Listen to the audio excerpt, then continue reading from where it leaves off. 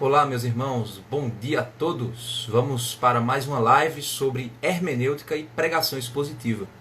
Hoje a gente vai falar sobre teologia bíblica e de que maneira a teologia bíblica ela afeta a minha hermenêutica. A gente vai comparar também o que é teologia bíblica com teologia sistemática. Semana passada a gente viu um pouquinho sobre a hermenêutica do dispensacionalismo progressivo.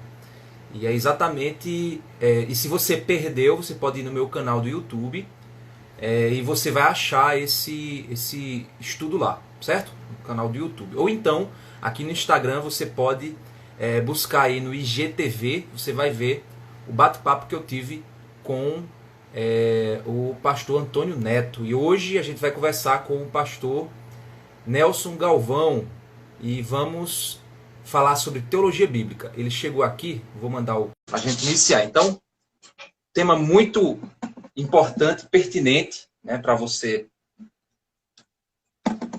aprender aí, desenvolver aí a sua interpretação. Você que é pregador, você que é professor de escola dominical, você vai poder conhecer um pouquinho aí sobre o que é teologia bíblica. Chegou aí, pastor Nelson. Tá te chamando, amor. Bom dia. Oi, Lázaro, bom dia. Rapaz, que alegria, rapaz, falar com você, viu? Alegria toda minha, meu amigo. Isso é a coisa boa da tecnologia. Como está aí? Aproxima quem está longe. Como está aí nas terras queridas da Paraíba? Tá tudo bem, graças a Deus. Aí nesse isolamento, né, esperando Deus mandar a libertação do povo, para o povo adorar no deserto.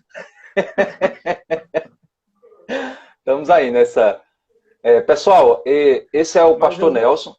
Ô, Lázaro, mas parece que o vírus não chega aí não, cara. Ele Rapaz... não gosta de calor, rapaz. Não, e a coisa, graças a Deus, o negócio está mais lento por aqui, né? Mas eu espero que continue assim, né? Que não venha esse negócio que esse pico nunca exista. Sim. Bem, pessoal, esse é o pastor Nelson, ele é um dos coordenadores do Pregar Palavra, né? O coordenador pedagógico da missão Pregar Palavra, um dos meus professores também no Pregar Palavra, que é uma missão que forma pastores, né? Ele vai falar um pouquinho sobre o Pregar Palavra aí para vocês. Então, eu quero pedir que ele se apresente, né, fale um pouco sobre o Pregar Palavra, né, e de que forma o pessoal pode acessar o material do Pregar Palavra e até mesmo o projeto aí de Frente com o Texto. Então, fica à vontade, pastor Nelson, para se apresentar e falar sobre isso. Beleza. Olá, pessoal. Bom dia aí para todos. Que bom a gente poder estar juntos aí junto com o Lázaro. Nós nos conhecemos já há algum tempo, né, Lázaro?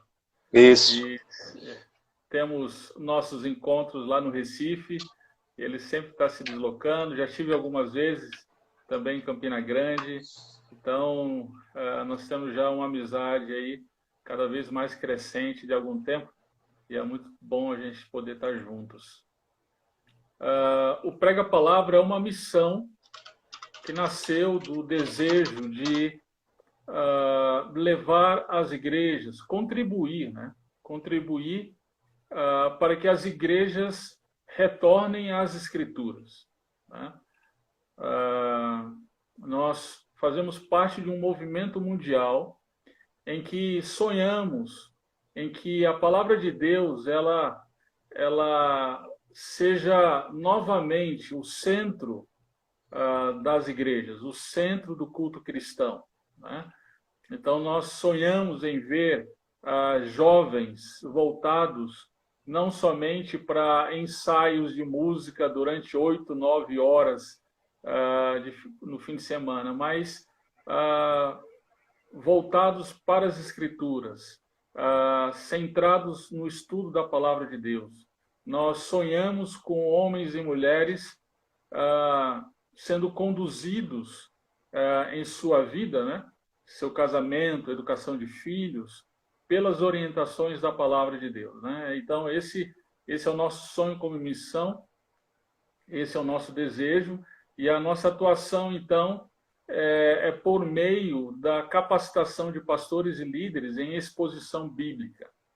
Nós entendemos que o pastor ele tem a responsabilidade, né, de equipar, à luz de Efésios 4, de equipar os crentes na palavra de Deus, né, para o desempenho do ministério que o Senhor os deu como responsabilidade. Então, nós temos o nosso curso de exposição bíblica, é um curso de duração de 4 anos, nós fazemos polos regionais e capacitamos esses pastores para que esses pastores multipliquem suas igrejas locais. Nós já estamos muito contentes com o que Deus tem feito aí por meio do Prega a Palavra.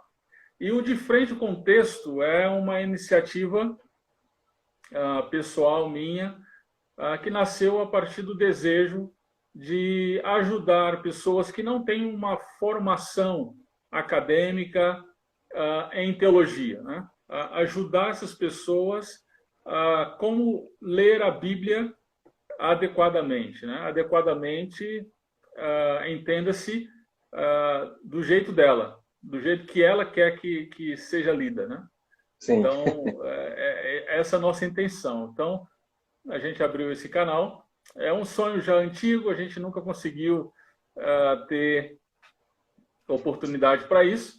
Então, veio a calhar aí com a quarentena, né? Exatamente. Essa quarentena deu coragem a muita gente.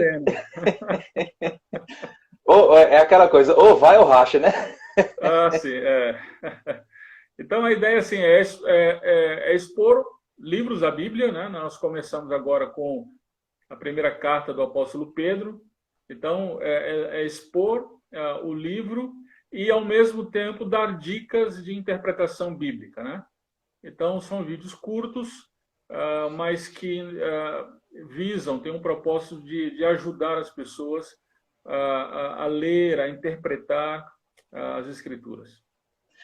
E eu tenho acompanhado e, de fato, gente, é muito bom se vocês forem lá no YouTube, De Frente com o Texto, até também aqui no Instagram, né? Você pode, já vai seguindo aí o De Frente com o Texto. O material que o pastor Nelson tem disponibilizado lá é muito bom.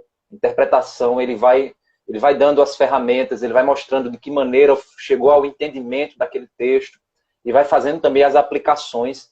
Então, para o pessoal que tem semanalmente já acompanhado aqui esse trabalho que eu tenho feito todo sábado de 11 horas sobre hermenêutica e pregação expositiva, algumas pessoas me cobram materiais, vídeos. Então, olha, só é ir lá no De Frente com o Texto, que aí você vai ter também acesso a mais e mais ferramentas que vão aí estar te ajudando a interpretar o texto bíblico, olhar para o texto bíblico de maneira correta. Então, tá aí a dica para vocês estar acompanhando. Pastor Nelson, eu queria vamos falar sobre teologia bíblica.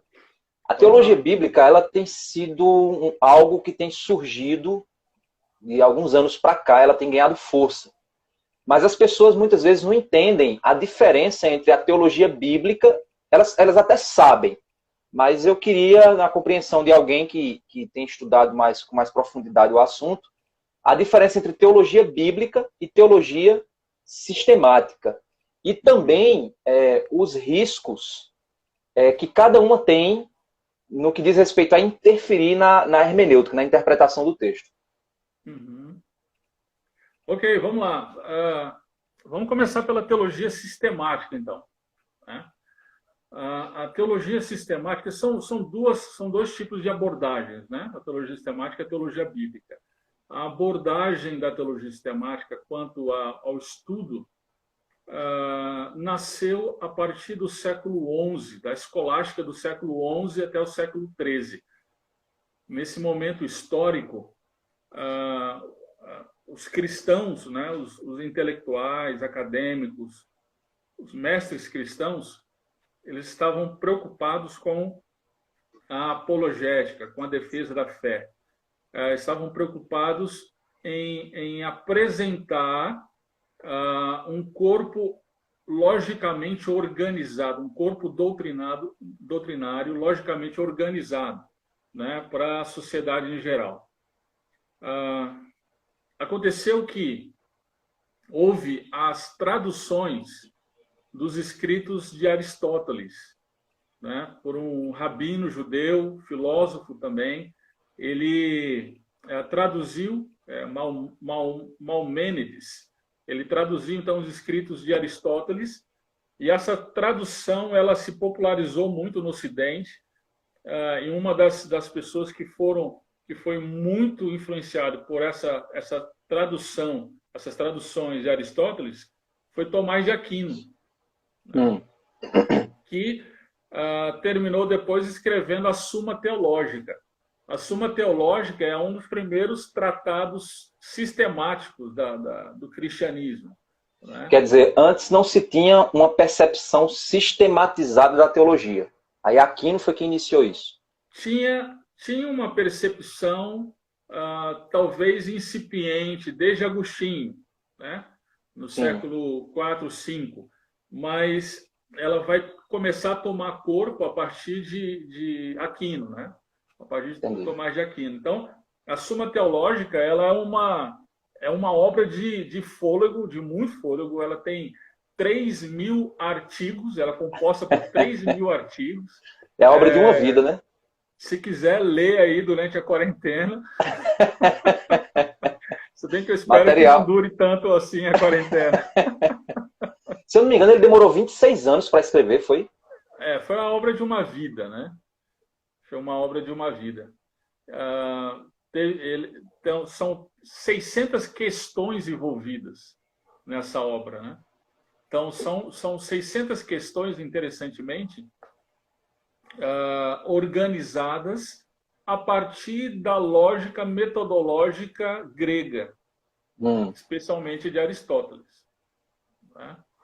Então, a partir daí, a sistemática, a teologia sistemática, ou a sistematização da doutrina, ela vai tomar corpo e vai chegar nos nossos dias. Claro que não daquela mesma forma, mas com a mesma natureza. Então, o propósito da teologia sistemática é organizar, e essa expressão organização é o conceito aristotélico, né, de organização.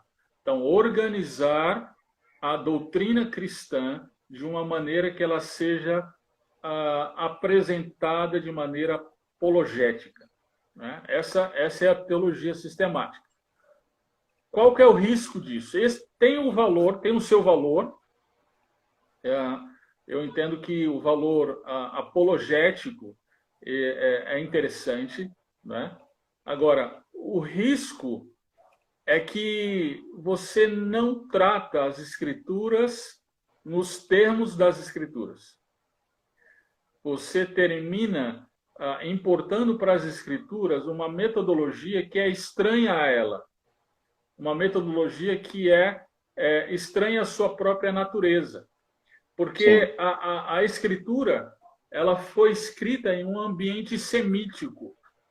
E o ambiente semítico, ele não pensa em termos aristotélicos, né? Em termos sistematizados. Ele não pensa assim, ele pensa em termos mais de narrativa, de história, né? Então, a lógica semítica ela é mais linear e a lógica grega ela é mais circular. Não é? Então, o perigo da sistemática é você importar uma metodologia de estudo que é estranha às escrituras. Esse é o problema da teologia sistemática. São os famosos textos-prova, né? Sim. Você tem lá os tomos de teologia, né? Você tem, então, a cosmologia, a criação, doutrina da criação, queda, ramatiologia, tal, etc. Então, você vai explicando essas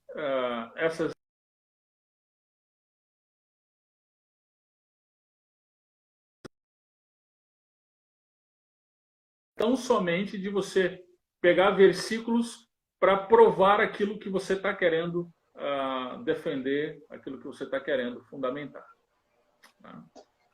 Interessante. Então, assim, e a teologia bíblica? Qual seria, então, a comparação entre a sistemática e a bíblica? Pois já a teologia bíblica, ela é uma forma de estudar a Bíblia dentro dos seus próprios termos. Sim. Aí vem uma pergunta. Será que a Bíblia ensina a gente a estudar a Bíblia? Será que a Bíblia ensina a gente a estudar a Bíblia? Sim. Eu creio que sim. Sim. Quanto mais a gente lê a Bíblia, mais a gente percebe que os autores da Bíblia, eles tinham a Bíblia como leitura. Né? Deixa eu explicar melhor isso aqui. Essa é a questão da intertextualidade. Né? Os autores do Novo Testamento tinham os autores do Velho Testamento, do Antigo Testamento nas mãos. Então, eles estudaram o Antigo Testamento. E à medida, então, que eles escrevem, eles estão ensinando para a gente como ler o Antigo Testamento.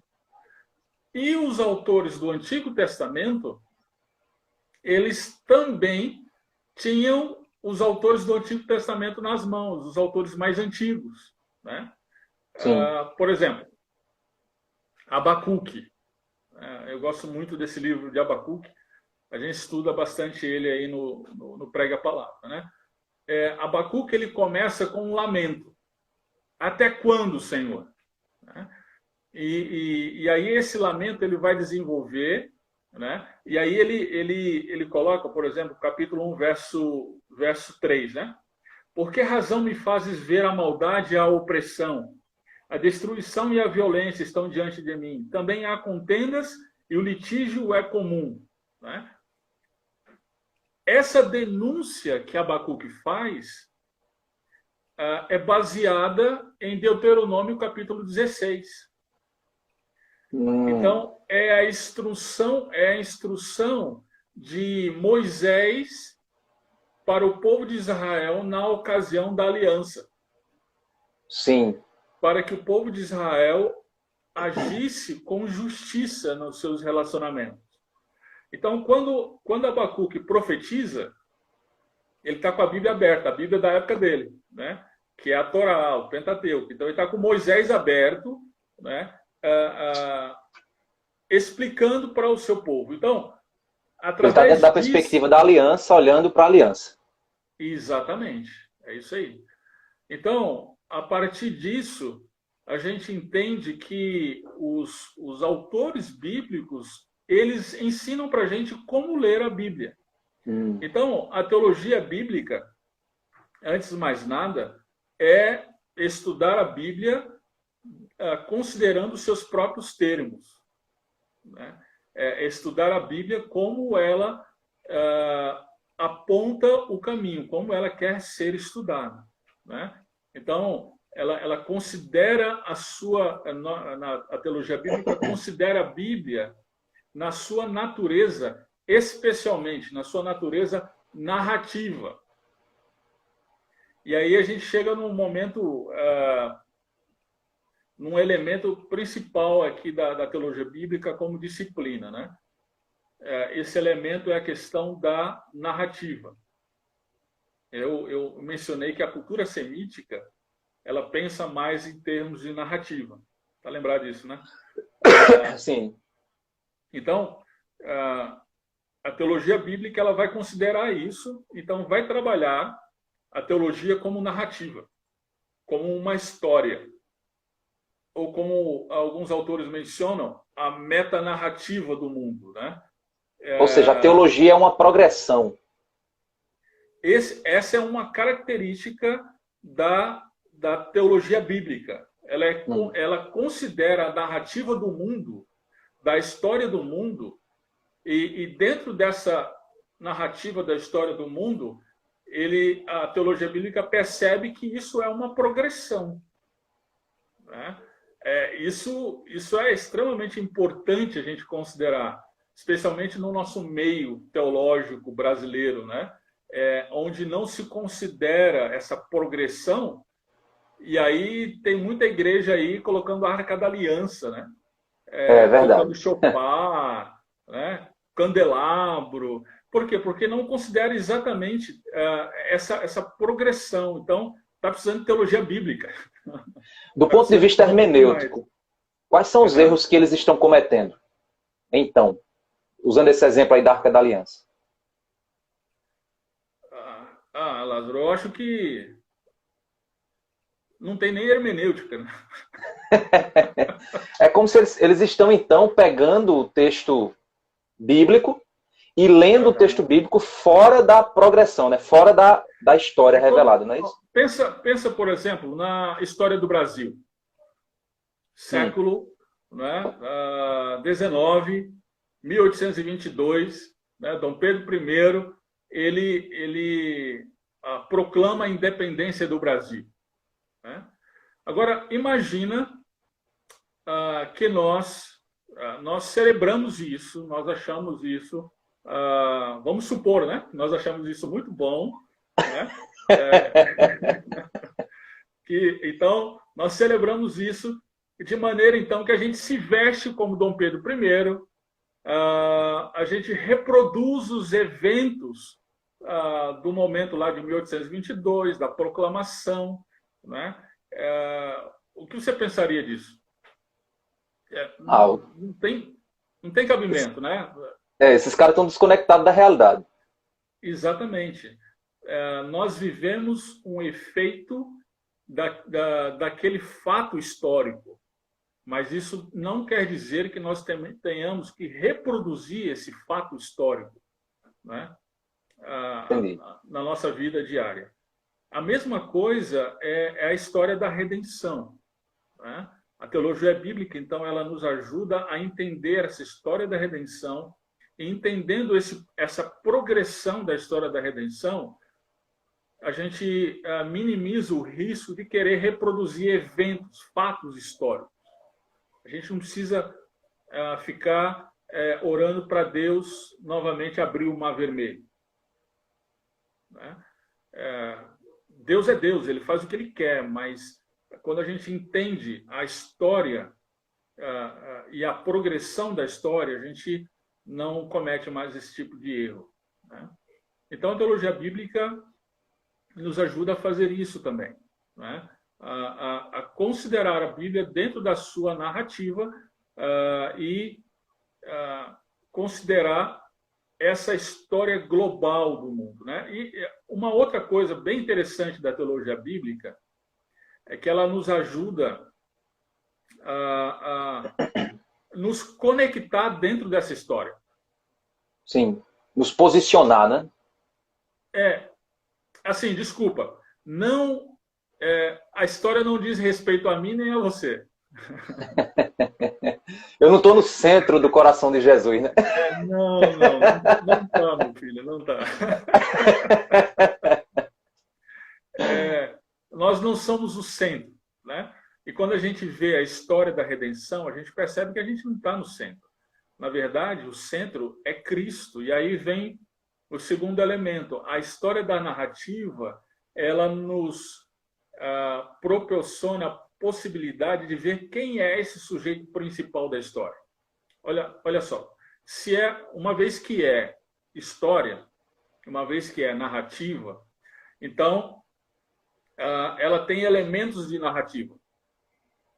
Ela Sim. tem cenário.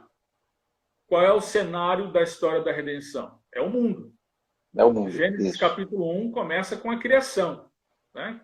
Criou Deus os céus e a terra. Aí está o cenário, né? Um outro elemento de uma narrativa é os personagens. Isso. Exatamente. Isso aí. Gênesis também vai mostrar os personagens. E Gênesis capítulo 1 não começa com um homem falando, ou uma mulher falando, né? Eu acho que é porque, se fosse o homem, ia dar pitaco demais, né? Não, ele começa com Deus. Deus, ele é o personagem principal dessa história, né? E aí, então, ele cria os outros personagens e ele começa... E aí ele coloca esses personagens no cenário que ele quer, que ele criou, o mundo, né? Bom, o terceiro elemento de uma narrativa é o enredo.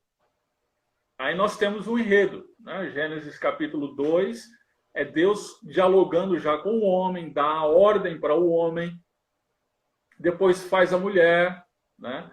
E aí no capítulo 3 tem a queda.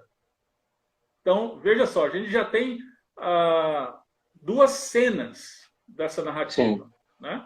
Criação e queda. O homem, ele decide se rebelar contra o personagem principal do enredo. Ele se rebela contra o Criador, né? E é uma rebeldia proposicional, é uma rebeldia deliberada, né? E aí, então, acontece a queda. Acontece que, na queda, na ocasião da queda, Deus ele já promete a redenção. No capítulo Gênesis 3:15. Exatamente. Ele promete que viria o Redentor, viria aquele, o descendente, né, que pisaria a cabeça da serpente. E a serpente feriria o calcanhar. Feriria o calcanhar. Então, veja dois elementos já aqui da promessa. Sofrimento desse descendente, ele seria ferido no calcanhar. Acontece que também teria glória, porque ele derrotaria a serpente. Ele pisaria na cabeça da serpente. Então, sofrimento e glória. Então, perceba que tem um enredo. Agora, se você abrir o final da Bíblia, Apocalipse, o que a gente olha, o que a gente percebe lá? De novo, céus e terra. Sim. Há Só que agora novos céus e nova terra. Isso, exatamente. Novos céus, nova terra. A gente vê novamente os personagens, o povo de Deus, a Nova Jerusalém descendo, né? E a gente também vê o descendente, o vitorioso. E é interessante porque ele é retratado em Apocalipse como sendo o cordeiro que venceu. Então, olha os dois temas. Cordeiro, sofrimento. Ele se sacrificou. Esse é o tema de Levítico, né? Sim. Esse é o tema do sacrifício que vai nortear todo o Antigo Testamento. Então, Jesus, ele é o cordeiro que é apontado no Antigo Testamento. Mas esse cordeiro, ele venceu. Ele venceu para redimir o seu povo e vencer a serpente.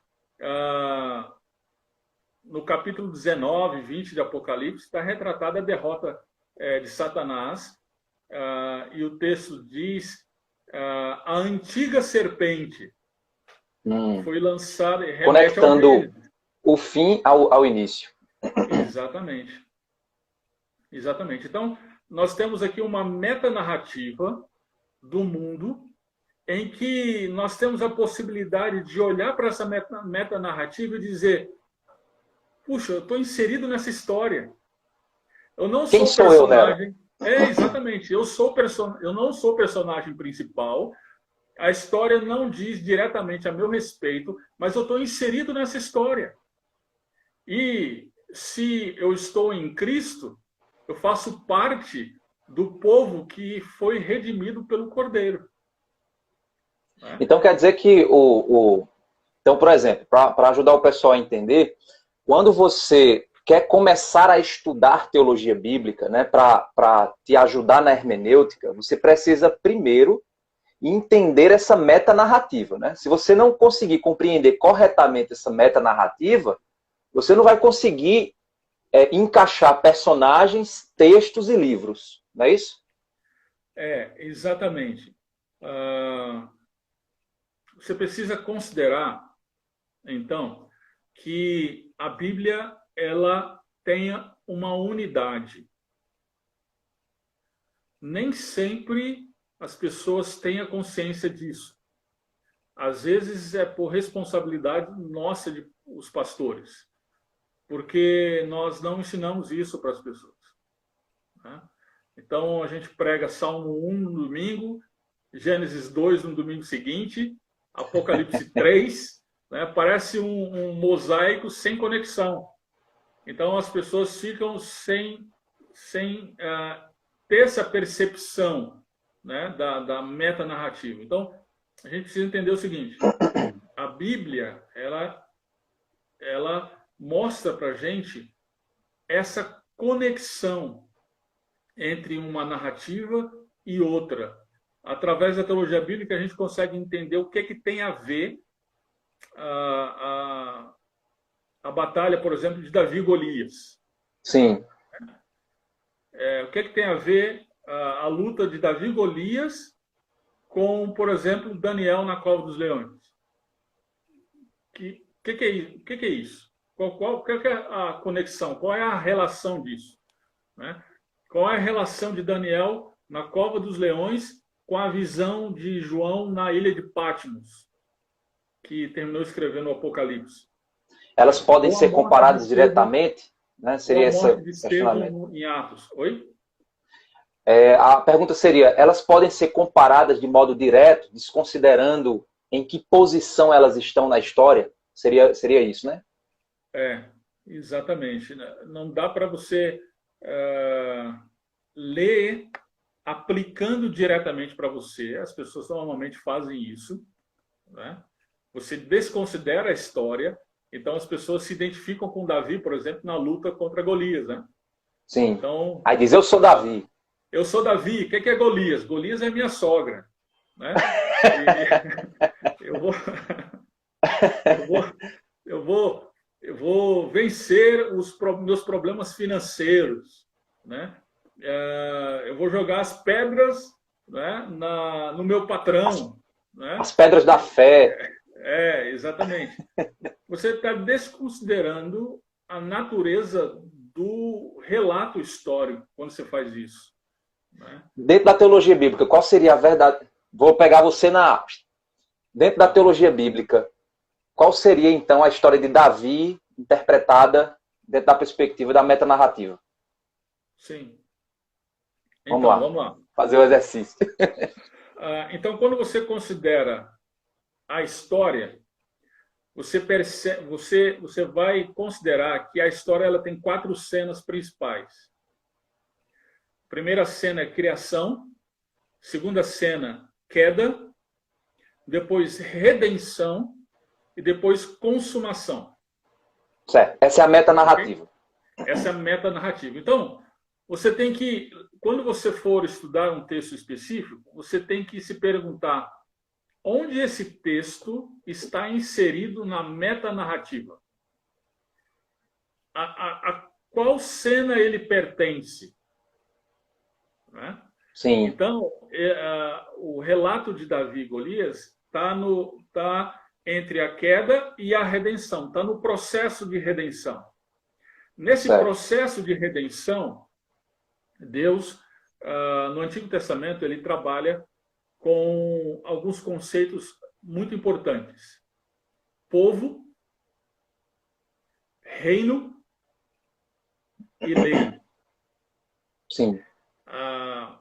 Nesses conceitos, em especial povo, existe um rei desse povo. E esse rei é muito interessante, que ele é prometido desde o Gênesis. Desde o Gênesis. No final do Gênesis, ele vai falar, vai prometer, vai haver uma promessa muito incipiente à família de Jacó. Sim, lembrei. Legal. Ele vai falar do cetro do seu poder. É verdade. Iria sair o cetro. Cetro é símbolo de reino. De reino, exato. Né? É interessante porque ele vem a partir de uma linha de promessa desde Gênesis 3,15, falando do descendente. Isso. A promessa da redenção vem lá. Esse descendente, ele vai passar por Gênesis 12, né? a promessa feita a Abraão, né? Em ti serão benditas todas as famílias da terra.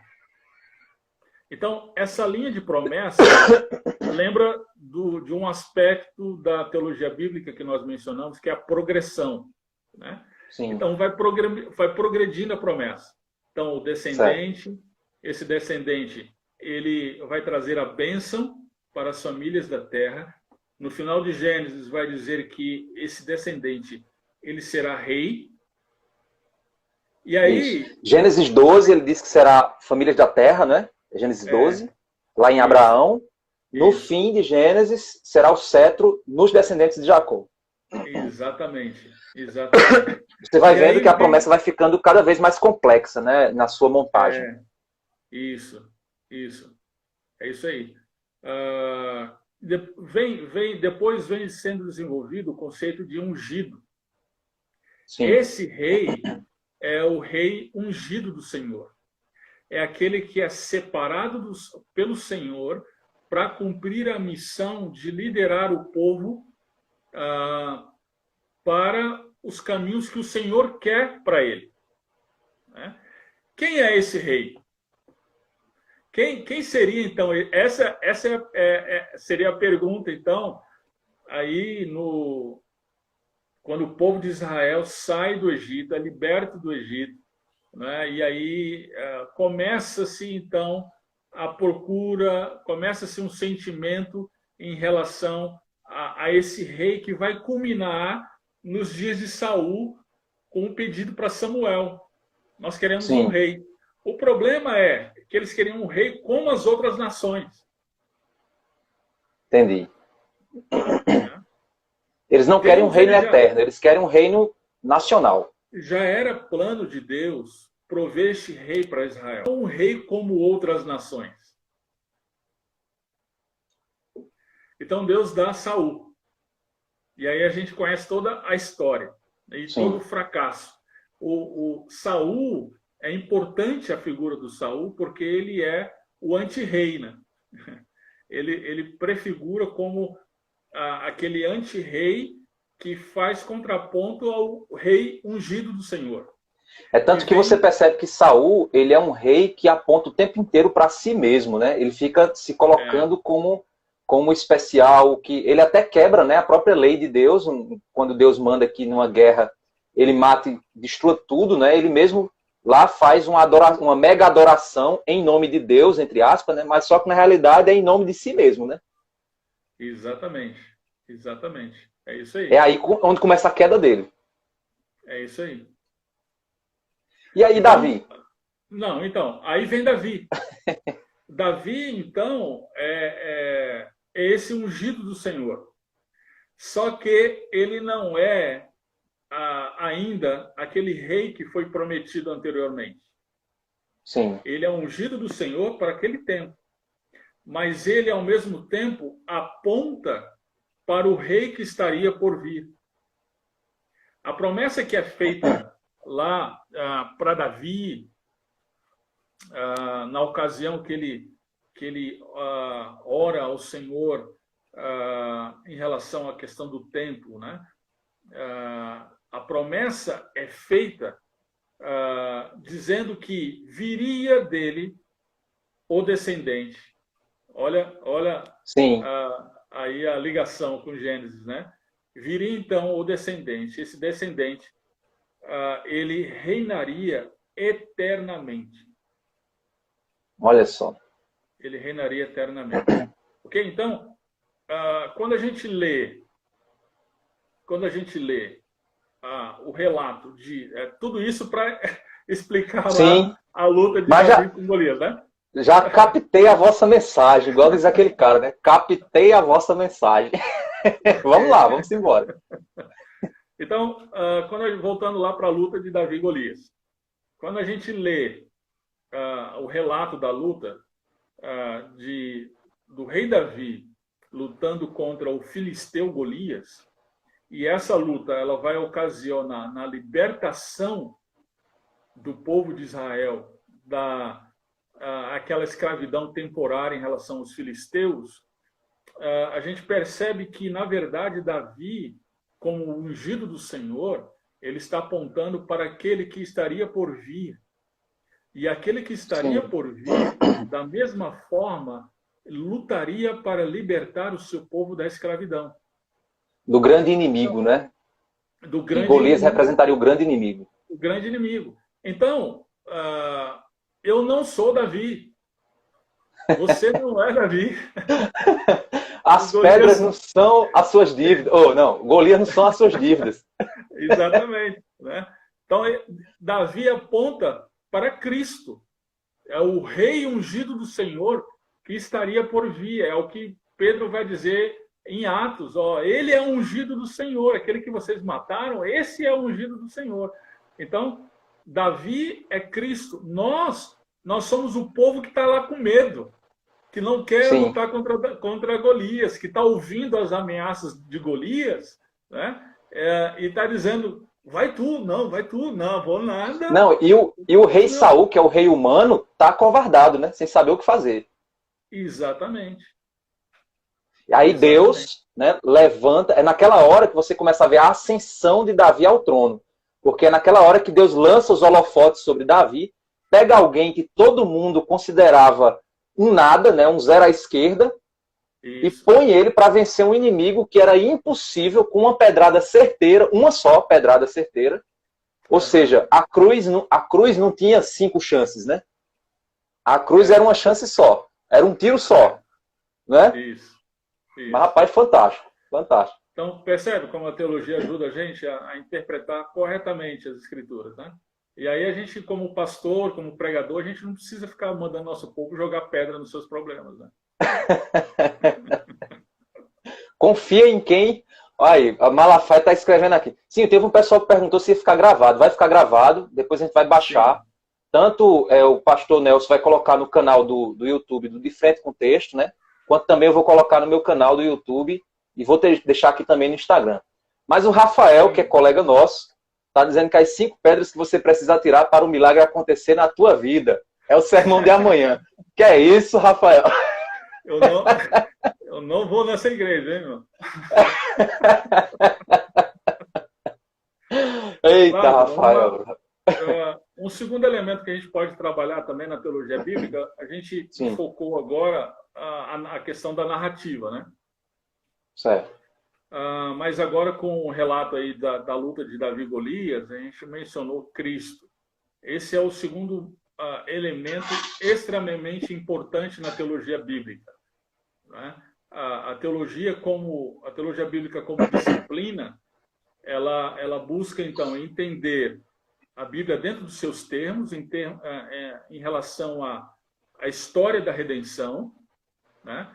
E também o ponto central dessa história. Como nós mencionamos, o personagem principal dessa história é Deus. Jesus Cristo, sendo Deus, ele é o personagem dessa história. Então, a história, ela culmina em Cristo. Isso significa que todo o Antigo Testamento ele aponta para Cristo. Olha aí a gente precisa entender melhor como é que é isso, né? Exatamente. Para você não ver Jesus, você não vê tanto Jesus onde Jesus não está, né? Tem até uma anedota que diz que o pregador estava explicando sobre os itens do tabernáculo, né? Então, o candelabro é Jesus, que está escrito, Jesus é a luz do mundo. Os pães da proposição é Jesus, porque está escrito que Jesus é o pão da vida. E a argola, né? A argola que prendia o véu do santo lugar, que separava o santo lugar do santo dos santos, essa argola era Jesus dizendo, vem. Olha aí, então, ou seja, tenha cuidado para não usar a teologia bíblica para ver Jesus em tudo, sem ele estar ali, né? Então, não é isso que a gente está falando. Não se trata disso. Jesus, quando ele ressuscitou, antes de ascender aos céus, Lucas capítulo 24 registra o momento da caminhada de Jesus no caminho para Emaús e a conversa que ele teve com os discípulos. Sim. Nessa conversa, Jesus ele diz uma coisa extremamente importante, como sempre. Ele vai dizer o seguinte: olha, os profetas, a lei, os profetas e os salmos apontam para mim. Deixa eu abrir lá para ler o texto exatamente. Acho que vale a pena. Nelson, a gente tem mais ou menos uns 10 minutos. Porque Beleza. O Instagram, depois de 10 minutos, ele corta. Ah, é? O Adelino está perguntando aí, dá para relacionar o fato de apenas uma pedra foi suficiente para derrotar Golias, assim como foi apenas uma cruz? É razoável dizer isso? Eu creio que sim, né? Aham. Sei lá, foi você que disse isso? Não, eu acho. Devolver para mim, né? Eu creio que sim, porque o fato de Davi escolher 5 pedras, eu acho que foi escolha dele, né? Mas o fato de Deus fazer uma pedra ser a que acertou e derrubou de uma pancada só, aí foi a escolha de Deus, né? Então eu entendo que a cruz, como sendo a ação de Deus, foi única e efetiva. Acho que nós precisamos nos ater ao fato de que Davi ele era a providência de Deus para a salvação do seu povo naquele momento histórico. Isso. Então, assim como Cristo. Então, Davi está apontando Cristo. Cristo é a providência de Deus para a salvação do seu povo. Sim. Então, se ateia a isso. Mas deixa eu ler Lucas capítulo 24, verso 44. Diz assim: era necessário que se cumprisse tudo o que estava escrito sobre mim na lei de Moisés, nos profetas e nos salmos. Né? Sim. Então, Jesus ele usa a classificação antiga dos hebreus em relação ao Antigo Testamento, né? Dividido em 3 partes. A lei de Moisés, profetas e salmos. Então, Jesus disse que todo o Antigo Testamento aponta para ele.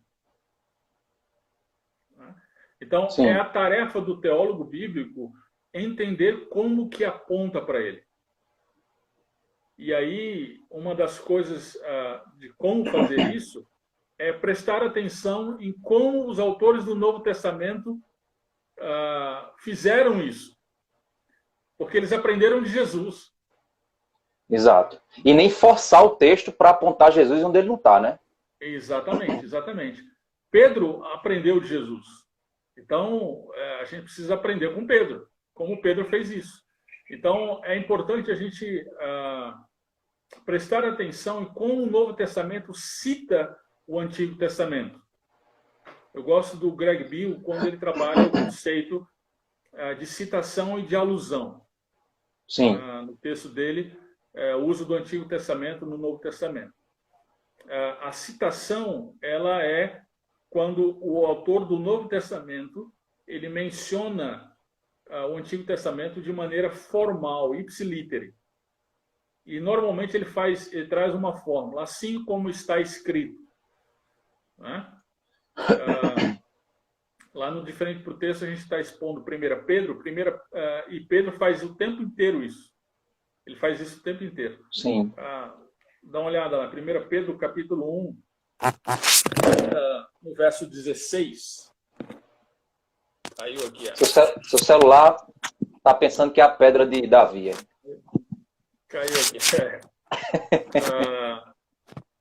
Então, no verso 16, ele diz assim: pois está escrito, sereis santos porque eu sou santo. Então ele menciona Levítico capítulo 11, verso 44. Ele faz uma menção, uma citação formal com uma fórmula. Está escrito. Mateus faz isso o tempo inteiro também. É muito estimulante você ler o Evangelho de Mateus grifando as citações. Ele está com o Antigo Testamento aberto quando ele escreve o Evangelho. E ele está explicando Cristo a partir do Antigo Testamento. Né? E também uma outra forma, além da citação, é a alusão, quando não é formal, mas o autor ele alude, né, ao Antigo Testamento, sem precisar dessa fórmula formal. Aqui em 1 Pedro, no capítulo 1 mesmo, é interessante, no verso 11, ele menciona o verso 10 e 11, ele menciona o seguinte: foi essa salvação que os profetas examinaram e dela procuraram saber com cuidado, profetizando sobre a graça destinada a vós. Então, os profetas profetizaram, e eu achei muito interessante isso aqui, porque essa profecia se deu a partir de investigação e de exame, né? Não foi um transe, né? Não foi psicografia, né? Foi fruto de investigação e exame. Então, tem um lado humano, mas Deus, por meio do Espírito Santo, Deus Pai, por meio do Espírito Santo, ele incide de maneira soberana sobre o autor veterotestamentário, o preservando de falhas. Isso é, então, a inspiração, né? Então, eles investigaram a respeito do quê? Verso 11. Indagando qual o tempo ou ocasião que o Espírito de Cristo, que estava neles, indicava ao predizer os sofrimentos que sobreveriam a Cristo e a glória que viria depois desse sofrimento. Então, os profetas do Antigo Testamento, eles investigavam a respeito do sofrimento e da glória de Cristo. Lembra que eu falei em Gênesis 3,15, quando falou do descendente, né? Sofrimento e glória? Está aqui o tema novamente, sofrimento e glória. Aí a gente pergunta, qual texto mais específico do Antigo Testamento que vai falar sobre sofrimento e glória? Tem vários. Você pode ler o Antigo Testamento inteiro, você vai ver esses dois temas unidos. Mas Salmo 22, por exemplo, Davi menciona isso de uma forma fantástica. Depois dá uma lida lá. Ele vai mencionar, por exemplo, ele vai começar mencionando as palavras de Jesus na cruz. Deus meu, por que me desamparaste? Então ele vai falar de sofrimento. Ele está falando também da divisão das vestes de Jesus. Dividiram as minhas vestes e tiraram as sortes. Ele vai falar dos furos nas mãos e dos pés. Isso é o sofrimento. Mas aí é magnífico, porque o Salmo termina com glória. Diz que ele traria a bênção para todas as nações o reconheceriam, né? Lembrando das palavras do Salmo 2, beijaria o filho, né? Ou seja, em reconhecimento à autoridade do ungido, do rei que estaria com ele. Ou seja, a metanarrativa está presente em toda a Bíblia. Em toda a Bíblia. Em pequenas porções, né? Mas ela sempre aponta para a metanarrativa. Exatamente. Então, Pedro é muito importante a gente olhar para os autores do Novo Testamento para a gente entender como eles fizeram isso. Pedro, aqui na sua primeira carta, ele está fazendo isso.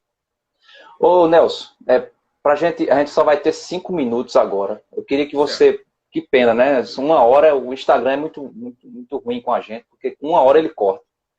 Sim. Mas, nesses 5 minutos finais, eu queria que você fizesse algumas recomendações de livros, tanto teologia sistemática quanto teologia bíblica, né? E também fizesse um convite ao pessoal aí para estar acompanhando o seu canal aí do YouTube e o projeto aí do Diferente Contexto. Legal.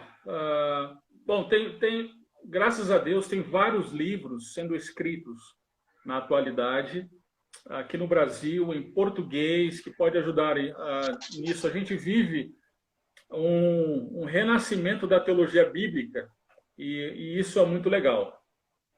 Estou procurando um aqui para mostrar ao pessoal, mas não estou achando na minha bagunça. Mas pode falar aí.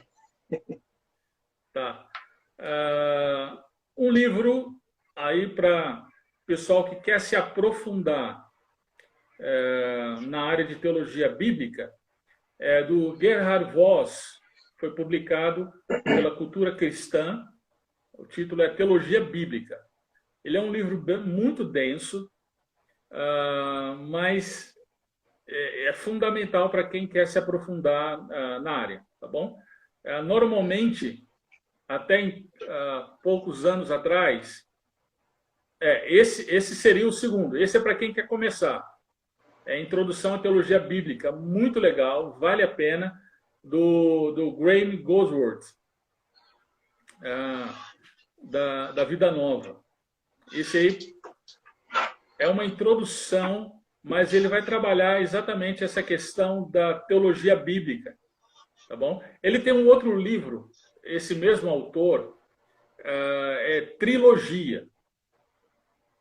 Ele traz a perspectiva da narrativa de redenção, mas enfocando a questão do reino. Vale a pena também. Vale a pena trabalhar esse livro aí, tá bom? Agora faço o convite para o pessoal do seu canal. Ah, sim. Vamos lá, gente. Toda quarta-feira, não é isso? De frente para o texto, então, tem um propósito de nos ajudar a entender melhor as Escrituras. E toda quarta-feira, pela manhã, estou postando lá um estudo expositivo da primeira carta do apóstolo Pedro. Foi por isso que eu mencionei bastante Pedro aqui, porque está bem fresquinho na memória aí. Então, toda quarta-feira estamos juntos lá. Então, vem aí para o nosso canal, vai ser um prazer estarmos juntos, interagindo. Pode deixar comentário, perguntas. Para a gente é uma grande alegria estar juntos nesse processo aí. Rapaz, o pessoal fez muita pergunta aqui, não daria para a gente responder todas, né? Mas eu vi que é um tema que o pessoal está realmente sedento, né? Quem sabe aí para frente, né, Nelson, a gente possa fazer mais uma outra live dessa, né? E falar um pouco mais sobre, né, como a teologia bíblica se aplica, né, às Escrituras. Eu vi muita gente sedento aqui. A gente pode fazer também uma ideia, Lázaro. A gente pode trabalhar a teologia bíblica na prática, né? Exatamente, mostrando como a gente fez aqui com o Davi, né? Foi show de bola, show mesmo. Sim. Acho muito legal mesmo. Eu agradeço a oportunidade, Lázaro. Muito bom estar aí com você. Nelson, uma honra para mim. Louvo a Deus pela sua vida, né? Pelo serviço que você tem prestado à igreja, ao povo de Deus, né? A mim também, em particular, né? Como meu professor. Deus abençoe sua vida.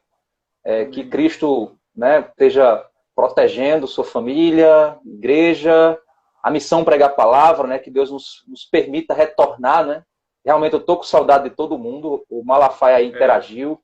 Conheçam também o Mulher da Palavra. Tá aí, ó, ela apareceu aí, ó. Faz outra live. Então, fica atento aí, certo? Tem muita coisa boa. Eu vou estar aí no Instagram falando de uma futura live que a gente for fazer. Semana que vem eu vou fazer uma outra live também sobre esse tema, né? Eu já fiz um convite a um pastor. Também vou fazer uma sobre Apocalipse. Convidei também uma outra pessoa para estar falando. Sim. E aí a gente vai fazer sobre teologia bíblica mais adiante aí, se Deus nos permitir. E aí Nelson vai estar de volta com a gente. Parabéns pela iniciativa. Amém. Deus seja louvado. Deus continue abençoando. Obrigado, Nelson. Deus abençoe, viu? Até mais. Valeu, galera. Grande abração.